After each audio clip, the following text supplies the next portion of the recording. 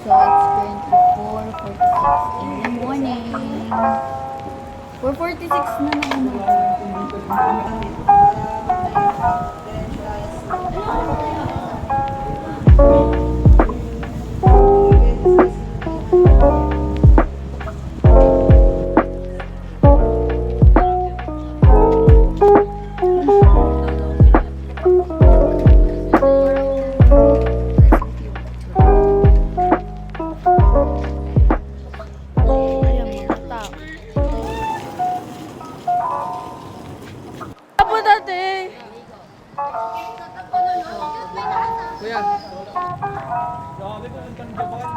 Kasi, hindi ka muna papasok. Mga taong ito. We are at the bus. Hi guys. What's up? What's up? What's up? Hi! Good morning! Good morning, guys. What's happening to you? What's happening? O sige. Hindi ako makakatulog. Bakit? Maingay. Te, pila tayo dyan, oh. Hi guys, it's... 2K yan, 2K. Sabi niya, hindi kayo kapain ha.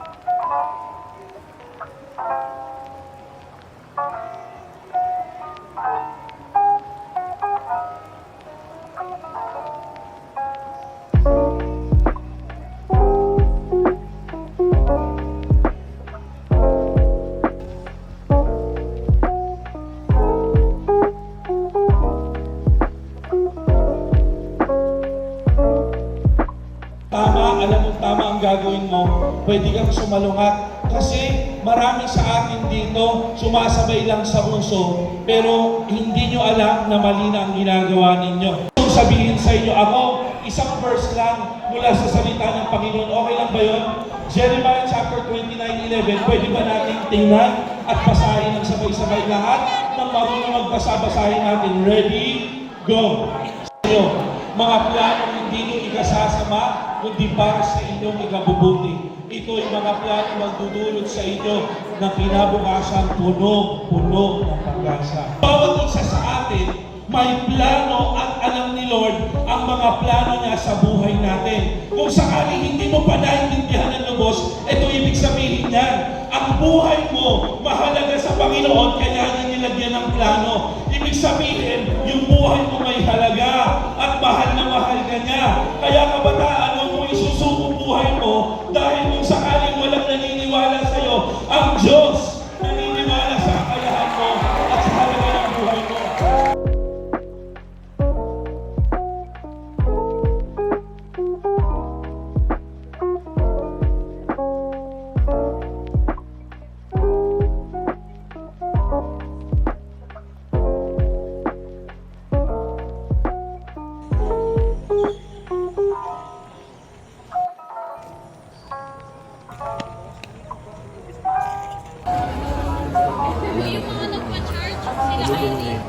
Talag mo na kami. Talag mo na kami.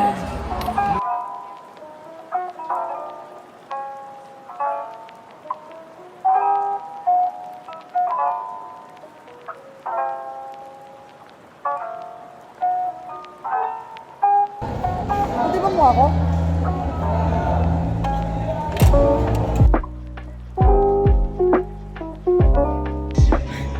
Okay po, es kami ay magsisisi.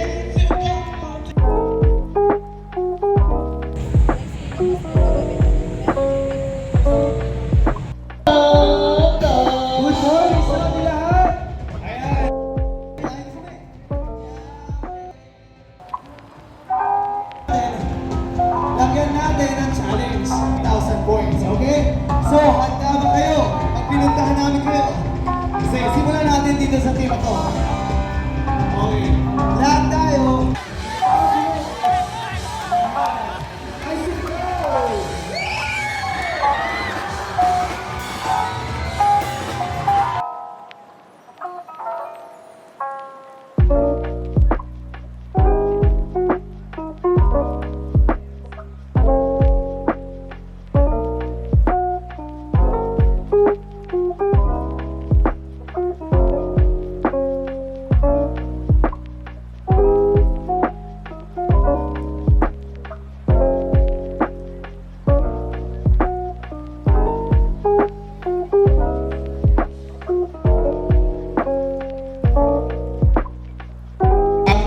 Ito ay isang simbolo, no? Unang step, unang hakbang, para talaga sabihin mo na, Lord, sumusunod na ako sa'yo. Kaya kung nakipag-isa na kay Kristo ang isang tao, isa na siyang bago, wala na ang dati niyang pagkatao sa halip. Ito'y napalitan na ng Bago. Sino itong...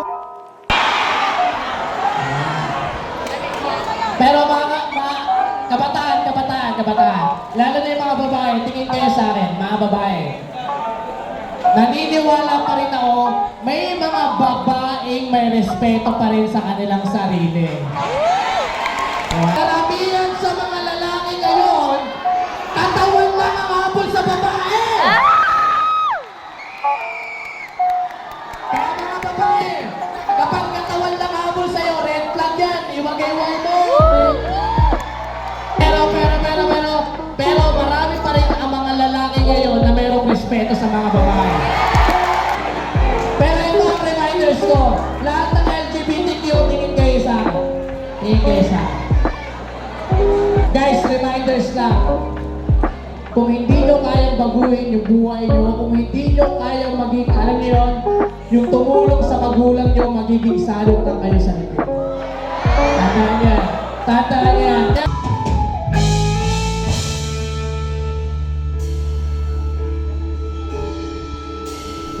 Sa pagpunta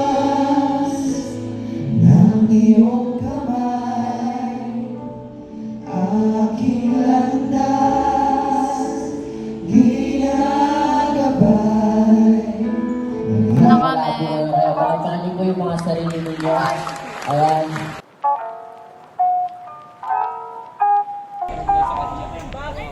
Uy, Halin! Nagpa-picture ka na?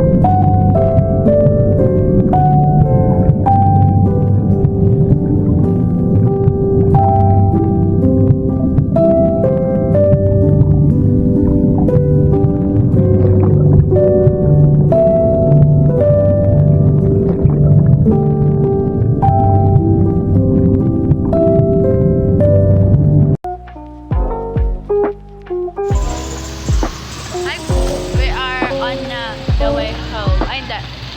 Punta muna kami sa church. Tapos, doon na kami maghiwalay-hiwalay. Oh, wait, maghiwalay. For days na naman.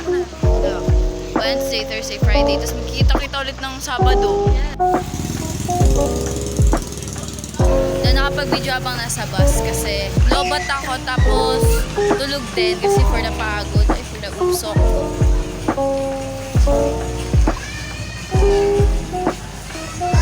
Ayun, for the pagod tsaka lobat din. Tapos yun, puro chikahan lang. And then for the jusok na naman. For the ano na ang face. Ano na kami ng mga kasama namin. Yes po, kami na lang. Ang laman na ng vlog ko, ikaw tsaka si Ate Ashley. Yeah. Si Irene. So nag-field games kami, tapos may mga video. Yes po, naka-iPhone. Yes, for the iPhone. For the buy kami ng... Yes, because Mr. It's freshly. It's our body is freshly. For the hindi kami niwiwid. For the mga people, for the here,